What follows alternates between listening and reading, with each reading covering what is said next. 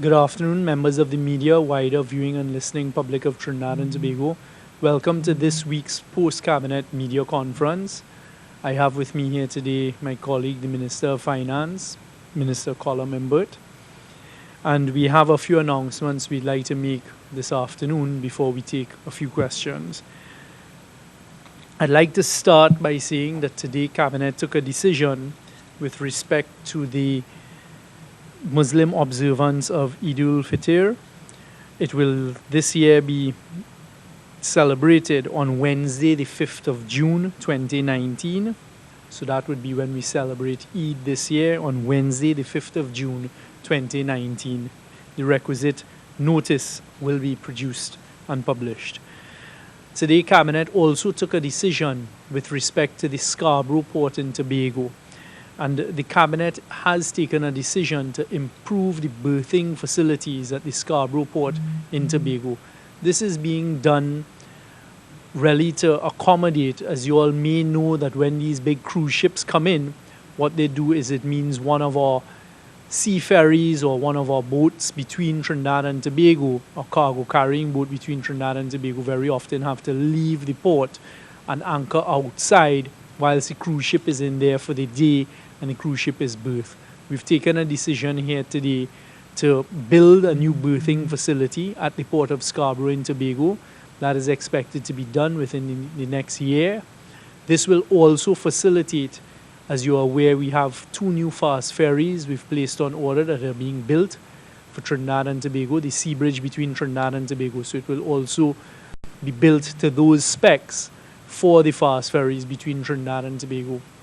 But the main reason was that every time these cruise liners in Trinidad and Tobago, as you know, the number of cruise liners that are coming into berth in both Port of Spain and Scarborough has increased within the last year. This is something we welcome as part of our tourism drive. So we've taken a decision that we will build a new berthing facility at the port in Scarborough. The other matters I'd like to deal with, I will let Minister Imbert go ahead now with his 2 announcements, and then I'll come back to the other 2. Thank you. Thank you, Minister Young. Good afternoon. I'd like to announce that the mid-year review for the fiscal year 2019 will be held on Monday, the 13th of May, 2019.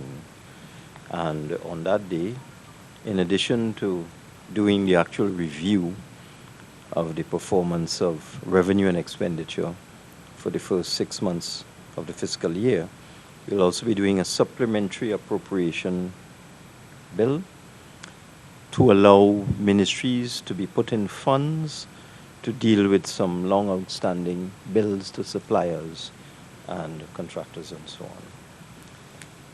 With respect to a key policy initiative of the government, this is financing support for the development, construction, and sale of houses.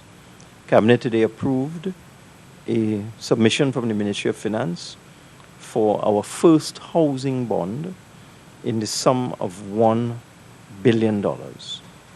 This housing bond will be issued, or these housing bonds will be issued in multiples of $5,000, and persons who invest in these bonds will be allowed to use the housing bonds as part payment for government housing constructed by the Housing Development Corporation.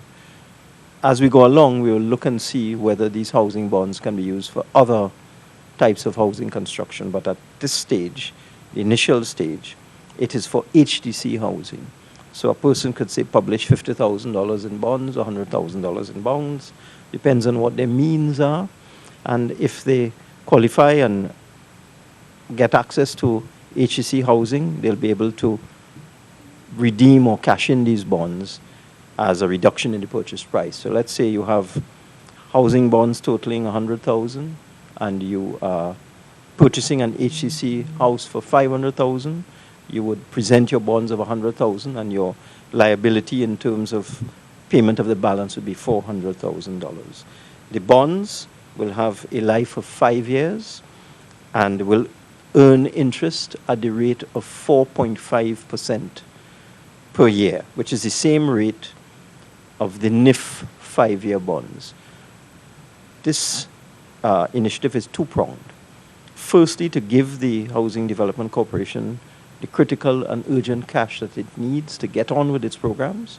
At current rate of construction, the Housing Development Corporation, the information that I have, that they are quite limited in terms of the number of houses they can complete or construct in any given year. This $1 billion will allow them to accelerate their program and ramp up the delivery of houses into the thousands. But this is the first housing bond. I want to stress that. As we go along, this will be converted into a form of government savings bonds so that these bonds will be available on an annual basis for persons who want to continue to use part of their savings invested into housing bonds, earning a good yield, and also being used to purchase a home. So this is fulfillment of a manifesto promise, of a policy of the current PNM government, and I think this is going to be a tremendous game changer in terms of the construction sector and in terms of home ownership and savings in Trinidad and Tobago. Thank you very much, Minister of Finance. The next announcement is you all would have heard me as Minister of National Security just over a month ago, and the Commissioner of Police has also mentioned it, talk about the scourge of illegal firearms in Trinidad and Tobago and an acceptance by this government that illegal firearms and the proliferation of illegal firearms and the use of illegal firearms by the criminal element in Trinidad and Tobago is a real problem and a real issue and something that we are facing frontally. I am happy to announce today the Cabinet has taken a decision. The Attorney General's Office, working along with the Ministry of National Security, have produced an act to amend the Bail Act 2019, and we're coming with amendments to bail. This is the first prong of our legislative solution or legislative proposal as to how to deal with illegal firearms.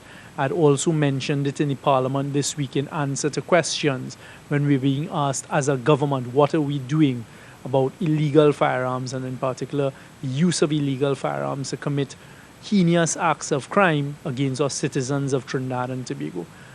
The government, I'm happy to say, has supported the position that we take a very frontal and a strong approach to persons who want to carry illegal firearms. We will be going to the Parliament with this act to amend the terms of bail in the following instances. Any person who is apprehended with an illegal firearm on their person will not be permitted bail for up to 120 days. So if you're held with an illegal firearm, you're not going to have a right to bail for up to 120 days. Because what we're finding is that, and then to deal with repeat offenders as well, if you are out on a charge, you're out on bail, you've been charged with an offense, and you decide you're going to commit an offense with a firearm, you're held with an illegal firearm, what we call a charge on charge. So you're out on bail whilst you have matters pending in court. You're held with an illegal firearm, well again, no bail. But also what we're doing is we're looking to amend the first schedule of the Bail Act and say if you have a pending charge, you're out on bail, and you are then held by law enforcement and charged with any of the following offenses, you will not have a right to bail. If you're out on a charge and you're held and charged with a new offense under the Anti-Gang Act, so those persons who are out on bail and want to continue a life of crime that is under the anti-gang legislation, you will no longer be entitled to bail. Any offense under the Person Act, which is punishable by imprisonment for 10 years or more, so those are the serious offenses, again, no bail. If you're an offense under the Dangerous Drugs Act, again, punishable by 10 years, so you're trafficking in drugs, you're charged, you're out on bail, but then you're held and charged for trafficking in drugs, no bail. Kidnapping, no bail. A sexual offense against a child, no bail. Any offense under the Sexual Offences Act, again, that carries a term of over 10 years, no bail. You're charged under the Anti-Terrorism Act and you're out on bail, no bail. Trafficking in Persons Act, as you know, one of the issues we're dealing with a lot more within recent times is trafficking in persons or human prostitution, etc. No bail. And then any offense under the Firearms Act, which is punishable by imprisonment for a term of 10 years, again, no bail. So what we're proposing to do by this legislation, and the legislation does require a special majority. So as I told the opposition this week in Parliament, the government knows what the difficulties are with crime. The government knows that illegal firearms are being used as a tool of choice by the criminal element out there to terrorize our citizens of Trinidad and Tobago, and we will do everything we can to fight back. One of the fights is in the Parliament with respect to these bail amendments. You want to carry an illegal firearm? No bail. I've also been speaking with the Attorney General, and his office is in the process of preparing specific legislation to deal with illegal firearms. For example, trafficking in firearms right now, there is no express provision in law. There's no specific offense in law for anyone trafficking in firearms to be charged. The Attorney General is working on legislation along with me to deal with those issues. We are going to Parliament with these proposed amendments to bail. The police service has asked for this legislation. We have a lot of repeat offenders. I think you all know that. One of the things we'll be looking at as well is those who are caught with firearms and they're repeat offenders. We're going to increase the fines. We're going to remove fines for a second offense, and you just serve a jail term. And then we're looking at, if you're so silly and stupid, to be honest, to then come out and commit a third act using illegal firearms, we will deal with you in a very stringent and strenuous manner. That legislation is to come. But today, Parliament has approved these proposed amendments to bail. We are proposing there be no bail for up to 120 days, where the matter would be heard in court for those who want to be using illegal firearms are caught, and these other offenses. If you're already out on bail on a charge and you commit any of these other offenses on a charge, no bail. The only other matter to raise today coming out of Cabinet was the continuation of our preparation for the registration process for the Venezuelans, which, as you know, will be between the 31st of May and the 14th of June.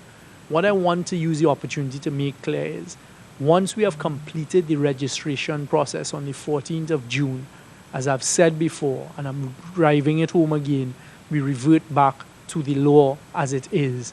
So people who come in illegally, we will deport them. Persons who come in and overstay the permitted time they're given by immigration after the 14th of June, we will deport you. I have also, I can announce, made a number of deportation orders for Venezuelans who have been charged and convicted with crimes in Trinidad and Tobago. So you all would have heard me speak about that a couple weeks ago. I am happy to tell the population that, keeping true to our word, I have signed a number of deportation orders for Venezuelan citizens who have decided to engage in a life of crime in Trinidad and Tobago. I will repeat, this government will not tolerate any criminal element carrying out crimes in Trinidad and Tobago, whether you're a national of Trinidad and Tobago or any other national. I've made it very clear to immigration, very clear to the Trinidad and Tobago Police Service, that as Minister of National Security, it is this government's policy. We will not tolerate any of that. Yesterday, the Attorney General and myself met with representatives from the UNHCR and the International Organization for Migration. They wanted to meet with us. Of course, one of the topics of discussion, or the main topic for discussion, is what is going on with Venezuela. We welcome their assistance with respect to any suggestions they can make to us, any assistance they can provide for our registration process, because they are dealing in a number of different jurisdictions. Colombia, for example, was one that we discussed, where these types of processes are already taking place. I made it clear then, and I'm making it clear now. The government's registration process is nothing to do with asylum seeking in Trinidad and Tobago. There's nothing to do with refugee status in Trinidad and Tobago. Those are separate issues to what our registration process is going to be.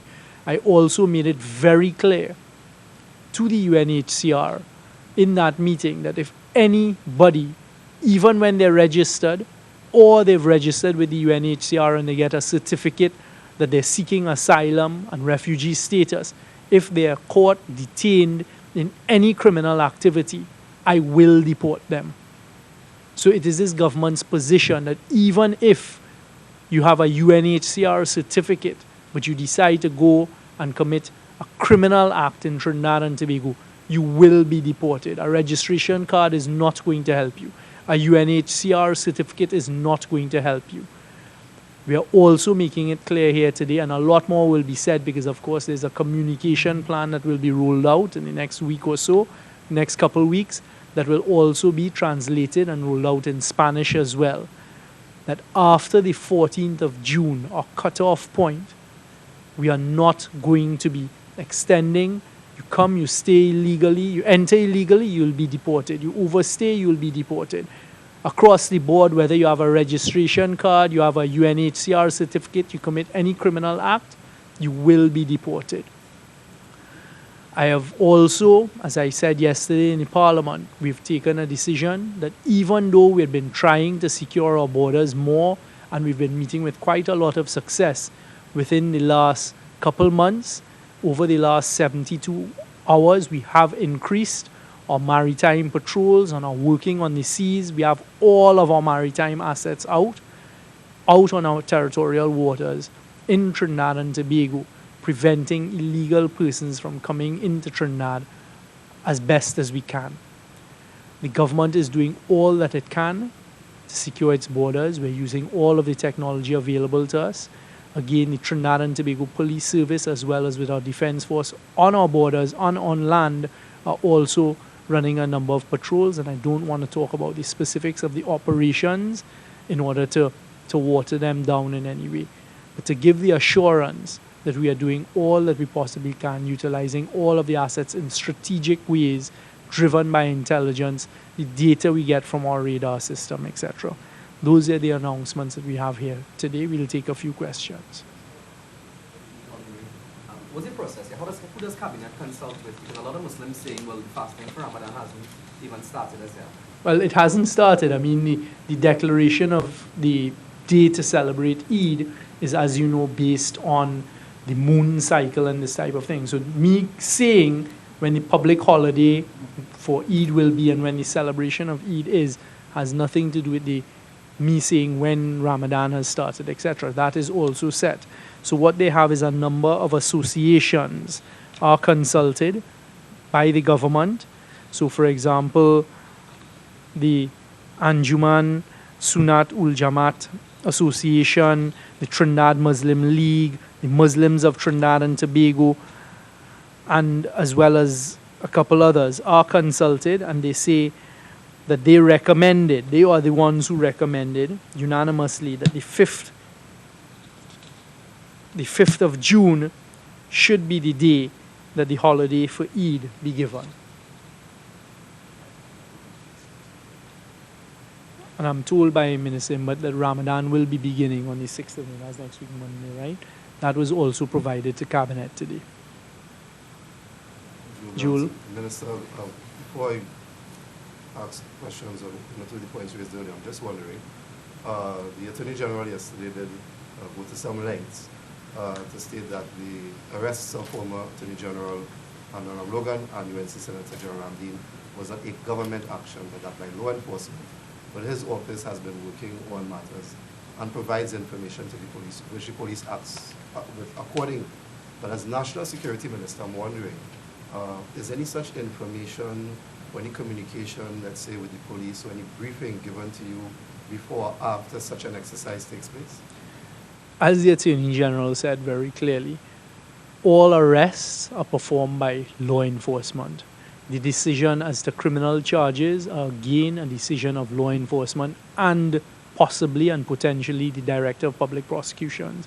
The Director of Public Prosecutions under Section 90 of the Constitution is the only person with the power to discontinue criminal prosecutions and is in charge of criminal prosecutions in Trinidad and Tobago. So all of that, those decisions, the building of evidence, etc., for criminal charges are done by the Trinidad and Tobago Police Service and the Director of Public Prosecutions and the law enforcement arms. The Office of the Attorney General, as you know, I was a part of that for a while, had done certain work. I mean, part of being in government is if you know there's wrongdoing, etc., what you do is like every other citizen, you can gather evidence and then that can be passed over to law enforcement, and law enforcement will then drive the process. You all have heard it said before that the Office of Attorney General, since we came in as an administration, had been working, looking at certain things, applying the legal acumen and our legal training as to things that can be gathered and then passed over to law enforcement, and then law enforcement would go to the Director of Public Prosecution. So that is the process. You've asked specifically whether as Minister of National Security any involvement. The answer is no. I may get a briefing after a fact that a person has been charged, a high-profile person has been charged, but there's no consultation with me as Minister of National Security before the fact. There's no meeting of myself with the police before the fact of any of these matters. That did not take place. So I may be told afterwards that a high-profile person or a public person in Trinidad and Tobago has been held, has been arrested, and then I'll be told if and when they're charged. And that's not only in the current situation taking place, but for example, we have a number of intelligence-driven operations taking place in the police service and national security, the other arms assisting. So if a known gang leader has been held, has been arrested, yes, I would be provided with a report on that. As the Minister of National Security, you get a lot of security briefings throughout the course of a day, some more formal than others. If there is, for example, a high-profile kidnapping or anything, whenever you see the newspapers, the media, print and television media, the radio reporting certain criminal acts that have taken place, it is not unusual at all. As the Minister of National Security, I would get a briefing as to what has taken place from the police perspective, or maybe even an intelligence briefing. I would get a briefing, for example, on a protest and a march. 500 people were in the march, everything went off without incident, the number of police that were deployed, and those types of things. But in the specific instance that you're asking me about, I was not provided with any briefing beforehand. In fact, as the news broke and it started to go, that is when I was briefed that yes, it is so. Former Attorney General Ram Logan has been detained at the Piarco airport and has been taken in for questioning. And I wouldn't interfere in the process at all. I would just wait for when I'm given a briefing. You want charges to be made since the arrest? I have received no such briefing. I received a briefing on what took place in court this morning, but that is it. Is that Queen's Counsel Vincent Nelson has turned witness to assist in the Ramlogan and Ramdean matter. Can you shed any light on that? Is there confirmation or denial? So what I have been informed is that Queen's Counsel Vincent Nelson did go to court this morning. It is actually the utilization of the plea bargaining legislation that was recently passed by the Parliament and driven by this government. So Vincent Nelson did enter into a plea bargaining process, and my understanding is he was formally charged, he has pleaded guilty, entered into a plea bargaining process, and there's a sentencing that's to take place. You are comfortable with the resources on the prosecutorial side of a matter or matters such as this? Because there have been questions in the past about whether, let's say, for the DPP's office and so on, whether they have the resources they need. But matters in general, and even more so, these types of issues, such as what we're seeing now. The answer is I think there's always room for more resources. I've not come across a single government department that says, hey, I have too much resources you can take from me. It's always on the other hand. I know that the Commissioner of Police, upon assuming office, he had looked at the whole police service. One of the areas he took a decision to actually increase the resources of the police service was on the legal side. The Commissioner of Police himself had spoken to, and in fact, the ACIB was moved from the Office of the Attorney General to the Commissioner of Police's domain and purview. And I know he has built out an increased legal team there. My understanding is that the legal team and investigators there have been doing tremendous work, and he has resourced that department that he's created. Well, not created, but he's resourced that department, and they may be doing a lot of the work that may not have been done before. As Queen's Counsel Nelson pled guilty, does that mean that Ramlogan and Ramleen's fate are now sealed? I have no idea. I mean, let's wait and see how this thing unfolds. I don't have the particulars. I don't know what Queen's Counsel Nelson has provided. He has pleaded guilty. What I do trust is the process to take its course, and that there's proper due process taking place, and the legal I's and T's are being dotted and crossed. These are really whet people's appetite for justice. Now, I know yesterday the Attorney General said this is not political, it has to do with law and order. But it may seem to some as political if the hammer of justice falls on only one side of the political divide. Can we also see people affiliated with, let's say, the PNM also facing their day in court? For example, people are asking, well, what's going on with the AV drilling matter?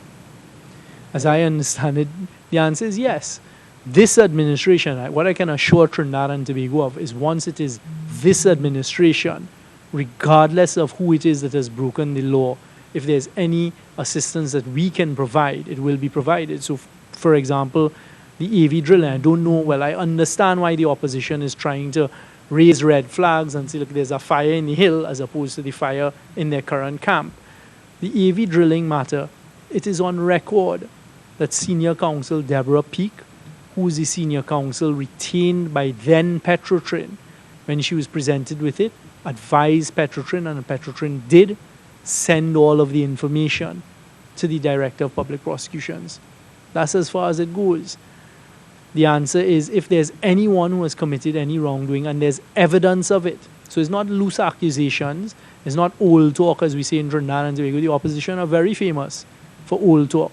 But as I said the other day, with a specific cry by the leader of the opposition with respect to the EBC, if you have any evidence of wrongdoing, do exactly what the government does. Take it to the appropriate channels, i.e. to the Trinidad and Tobago Police Service, and let it run its course. Once you've done that, there's nothing more you can do. From day one, it was sent to the DPP's office. That doesn't indicate any wrongdoing. It's now for them to do as may have been done in this instance. Build out a case if there's evidence of wrongdoing. The Prime Minister is on record since he was the leader of the opposition as saying that if you commit any acts of wrongdoing and you leave fingerprints or footprints and they are found, law enforcement will do what it has to do, and thereafter, if there are charges to be laid, that's up to law enforcement and the DPP, not the government. The AG would have been saying, they're coming after me because they're afraid of what we have coming next. So he already had in his mind an idea of who is going to face their day in court or whatnot. Can we say that you have people affiliated with the PNM as well on that list? That what list? What the Attorney General would have been describing is what I've referred to a short while ago. Since coming into office, out of the office of the Attorney General, we have done work. I have spoken about it at length previously. From the point of view, we were a best-in-class team, was formed of international investigators, forensic auditors, attorneys, etc. You've seen some of the result of that work filed in the civil courts of Trinidad and Tobago. All right, the Eden Gardens matter, other matters, cartels, contractors, former Minister of Housing, etc. That matter is then passed over, or whatever is gathered there, to the Trinidad and Tobago Police Service and for the DPP, etc. So I suspect that is what is referenced. I'm just wondering, Minister, is it just a matter of coincidence where you had recently announced that the Anti-Corruption Investigations Bureau will be taken out of the AG's office, placed under the Office of the Police Commissioner to avoid any issues of concerns of political interference, and then not too long after, let's say about a month or two after, depending on when you have made the announcement, you have these arrests take place. If it's a matter of coincidence, I assume so. I mean, again, there's been no interference in the process. You had a commissioner of police come in, you had an attorney general say, look, I have no interface with the Anti-Corruption Investigation Bureau. I don't know where they are. I have not met with them, etc. Commissioner of police say, look, I am trying to build out a unit. He's the one that has taken the fraud squad, the ACIB, a financial intelligence bureau is under there as well, and I can't remember the term he's using for this particular unit, but you all are familiar with it. He's resourced it with investigators, he's resourced it with competent attorneys, and the wheels of justice are turning. So All a right. question to the finance minister. The housing bond. Before I get to that, any update in terms of the lift bond? Well, in other words, then, are you seeing the same kind of result with the housing bond? You're anticipating that? The NIF bonds are currently trading at a value that exceeds the par value. So if you had purchased 5-year bonds yielding 4.5%, you can sell them for a greater value than you purchased them for. The 5-year, the 12-year, and the 20-year. They're trading above par. I anticipate the interest rate is the same for the 5-year. For this one, we will have to look at the period that we'll have it open for members of the public. So we'll have to do a advertising program, which we did with NIF, educational program. And we've put it in denominations of $5,000 to allow, the person with the least amount of income to get involved in owning their own home. What I can tell you, I didn't give this information originally because I didn't want to tie up the time. But currently, the HCC can only build up to a maximum of about 1,000 houses a year with the current funds available to them. This $1 billion and also another $1 billion, we are going to also resource the mortgage departments that deal with conversion from what is currently called a license to occupy to mortgages, because there are many people in HGC homes who are currently simply paying a license to occupy. They haven't converted to mortgage. It is when they convert to mortgage, then the HGC gets the lump sum payment for the unit. So we're also going to increase the resources on the conveyancing side, on the mortgage side, so that we expect to get another $1 billion per year coming in from persons converting from license to occupy to mortgage. That $2 billion, that $1 billion now, it's really a cash advance to put HCC in funds, and the $1 billion that they would get from conversion from license to occupy to mortgages will allow them to get up to 3,000 units per year. In fact, we expect this program to allow the HCC to complete 6,000 units between 2019 and 2020, and then 3,000 units thereafter. We also expect this housing bond initiative to be self-financing eventually. So we're kicking it off with the $1 billion housing bond, and then we expect as the program ramps up, as more and more houses are completed, as we improve the delivery of mortgages, it will become totally self-financing. And the HCC can continue at least 3,000 units per year. I don't know if that answers your question. It does. I'm just also wondering, when any government raises bonds for financing, is that a way to avoid issues such as increased borrowing from agencies like the IMF or no, understand what we're doing here. We're giving people an opportunity to invest in savings. That is something that every government in the world tries to do, to encourage its citizens to invest in savings. That's one objective. So we are offering these very attractive bonds at 4.5% per year over a 5-year period. The other policy initiative of any government in the world is to encourage citizens to invest in accommodation and housing, to own their own home. So these bonds have a dual purpose, actually 3 purposes. 1, to provide cash for the HCC to start ramping up its construction. 2, to encourage savings. And 3, to give people the opportunity to own their own homes. And persons who invest in these bonds will get preference in terms of the allocation of units. That's another policy initiative. There's one other matter that I forgot to announce. as you all are aware, Trinidad Petroleum Holdings Limited has been going through a process with respect to the refinery. The refinery was ring-fenced, put into a special purpose vehicle. We had told the public that Trinidad Petroleum Holdings Limited, in overseeing this process, had gone out, and you all are aware for a number of, we had gone out to the world at large. Anyone interested in the refinery put in a proposal with respect to the refinery. I think it was, if I remember what Minister Imbert had announced at the time, 70 proposals had initially come in. We are now moved to the second stage. When I say we, Trinidad Petroleum Holdings Limited is now moving to the second stage, where it's been narrowed down to 24. Right? The second stage was, okay, you've put in your proposal. If you're really serious now, sign a non-disclosure agreement. You get access to a data room where you get more information. You start, no pun intended, refining your proposal to move forward to the next process. I'm informing that they have moved to the second stage. It's now down to 24.